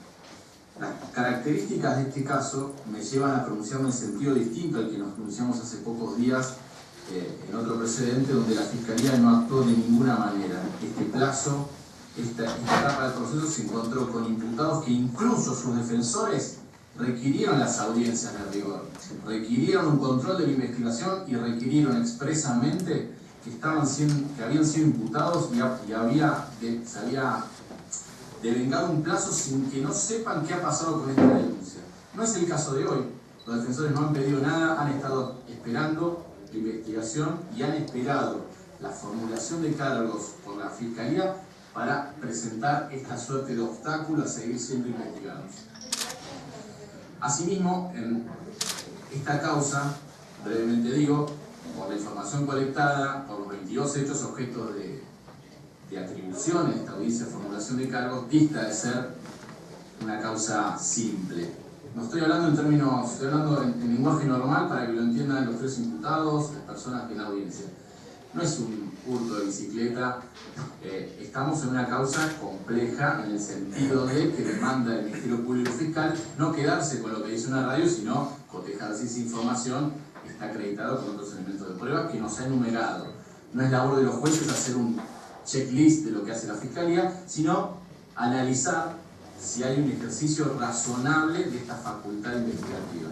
Y a esa conclusión llegamos, por lo tanto, por los mismos argumentos dados por la doctora Diu, vamos a revocar la decisión dictada por la señora jueza de garantía y requerir que otro juez de garantías del Colegio de Jueces del Interior se aboque el trámite del presente legal. Me pongo en silencio, doctor Espino. Sí, muy brevemente, porque ya han cubierto prácticamente todo lo que debía decidirse en el caso. Yo simplemente manifestar que la decisión que estamos tomando, por lo menos mi criterio es que vengo sosteniendo desde el primer fallo del Tribunal de Impugnación que se refiriera al problema de los plazos de la investigación preliminar. Esto fue plasmado en una decisión escrita en el caso Cisneros, primer voto, y también integró esa sala el doctor Lalunde, hoy juez integrante del Tribunal Superior de Justicia.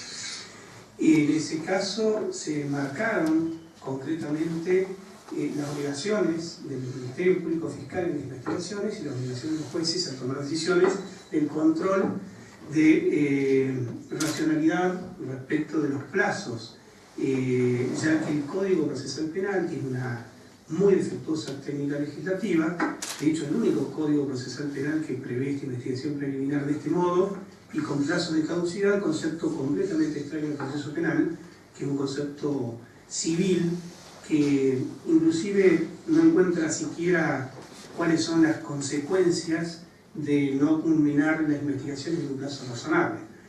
Simplemente quiero señalar que yo sigo sosteniendo que el camino es respetar ciertos márgenes de discrecionalidad por parte del Ministerio Público Fiscal, porque uno no puede inmiscuirse en investigaciones preliminares para ver qué y cuánto hizo o dejó de hacer un fiscal en un caso concreto, pero hay casos en que existen sobradamente razones por las cuales un tribunal, frente a los planteos de la parte de la audiencia de impugnación,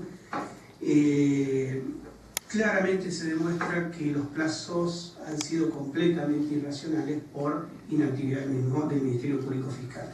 Esto a punto tal de que queda muy bien transparentado en la audiencia de impugnación cuando una parte plantea cuál es la irracionalidad del plazo por inactividad del Ministerio Público Fiscal y cuando el propio fiscal que viene a defender a la audiencia de impugnación el caso no logra dar una explicación coherente porque justamente lo que ha hecho es no ha respetado los plazos mínimos de investigación. Discrepo respetuosamente con la decisión del Tribunal Superior de Justicia en el caso Muñoz. Creo que esta decisión aún no está consolidada y seguramente faltan algunas cuestiones que deberían ir marcando el rumbo y el camino. Rumbo y camino que ha sido tomado por el legislador neuquino y que no es otro que acostar los plazos de investigación de los procesos penales de la provincia de Neuquén, pionero a nivel latinoamericano, y yo creo que con esta interpretación del caso Muñoz, que creo que no va a ser en definitiva tan laxa como da la impresión de ser, porque ya reitero, creo que todavía no se ha cerrado la decisión, pero da la impresión de que una investigación preliminar, más allá de la razonabilidad en las investigaciones por parte de algún funcionario del Ministerio Público Fiscal, podría durar aún más tiempo, contado en años, que lo que puede durar un proceso penal que no puede ser superior a los 3 años a partir de la formulación de cargos. Creo que los jueces estamos también, entre otras razones, para controlar que estas investigaciones preliminares se desarrollen dentro de un plazo razonable, porque de lo contrario creo que no estaríamos cumpliendo con una función fundamental que es ni más ni menos para velar por las garantías del imputado frente a una investigación direccionada contra una persona determinada que tiene todo el derecho a ser investigado también dentro de un plazo razonable. Por eso entiendo que no es extravagante bajo ningún punto de vista frente a un código con una defectuosa técnica legislativa que habla de plazos de caducidad, que habla de plazos perentorios en todos los casos y que esto sería algo así como una excepción.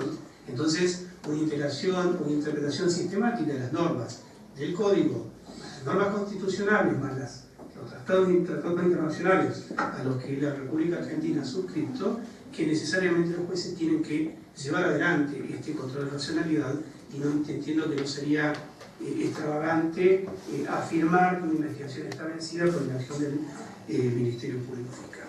Eso sería entonces mis argumentos, y señalando expresamente que sigo sosteniendo lo mismo, obviamente que en este caso no debo aplicar Muñoz, porque es la doctrina que vengo siguiendo a partir de Cisneros.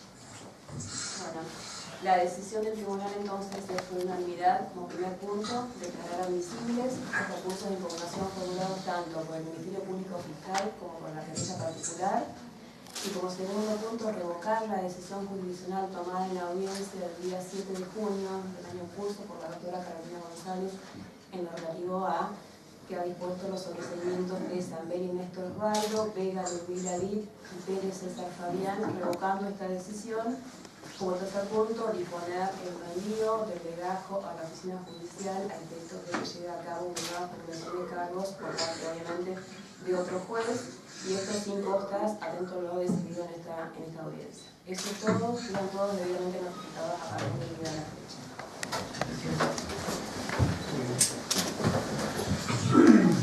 Buenos días.